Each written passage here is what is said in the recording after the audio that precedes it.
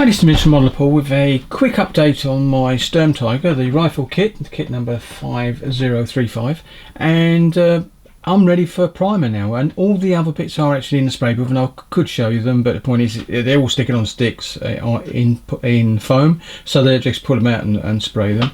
It's really hot over here today in the UK, and where in this room I am, it's 30 centigrade 0.8, so it's quite high. So whether I'll be able to spray or not is another thing, but I can actually get me tracks a bit of weathering, which is a good point because they're actually ready for weathering.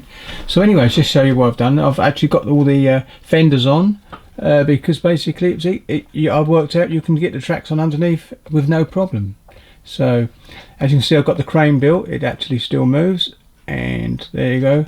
And I've got the loop showing sort of a bend in it, and that's exactly how it looks when it's hanging on the side of the vehicle. It looks like more like a pear than what it does a circle. I did have it as a complete circle earlier on, but I noticed it does hang down. I believe that it's made of metal.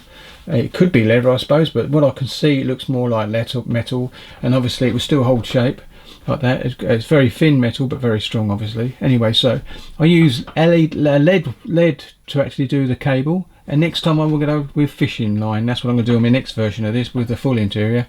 And I may or may not put the crane on that one. But yeah, but I'll be doing a specific vehicle. What I've done here is I made a little bit of an error because I was building that particular vehicle, and then I put all the tools on, and then of course, and took a while to do all the photo etch for that, as you can see, all these bits and pieces. And I put two new non-PE hooks up, because basically they were like bars welded onto the side of the vehicle on this particular one. So I've got a big bit of combination of the original vehicle plus what it's, as you can see, with all the tools on.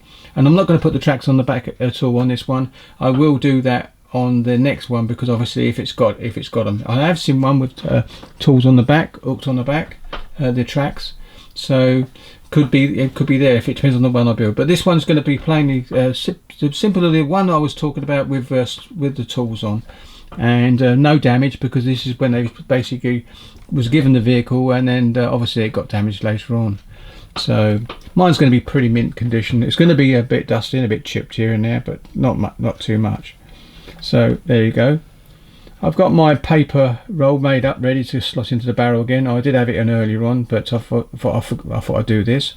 I used PE to make these two brackets at the top there, which are on that vehicle. You can see on the front, and then bent them and put them in more or less the place they should be. And I cut off the marking points for what they did have on there, so because it didn't just look odd. So I've put those on there. Yeah. It's quite nice. I'm quite happy with it. These holes will have their plugs in, but they'll be hanging down both sides with the chain coming through. The good thing is I can actually put a super glue tack in there, run the cable inside, because it's going to be hidden behind the bombs. So there you go. And then you can see the tools on this side, all the way down the back, the chopper, the actual what they call it, like a pickaxe, but it's not a pickaxe. A sledgehammer, that's it, down there, and a spare track link there, which is clasp there, and these parts are there as well. Now that's the reason I didn't want to rest. I could actually strip those off now and go back to the original vehicle if I wanted to, and it wouldn't take me too long, and then put the track bits on the back, so then I'll be back to normal. I'm still sort of to an hour in, but I'll think about that today, and if I do, I just clean all that off and basically go back to it, and then put the tools, the ones that were there, on again. But I'm not sure, because I'm quite happy with, I did put all these tools on. And you can see the back bits all on there, the actual tool jacks there, it's PE and everything. So, and on this side, like we said earlier on, all the PE. Now I'm not going to go to the roof because it's not changed. I've just got it all closed up, not glued, but just sitting in place ready for spraying. So that is really it, really. I mean, I can come up a bit higher, I suppose, if I'll just come off of it and stop.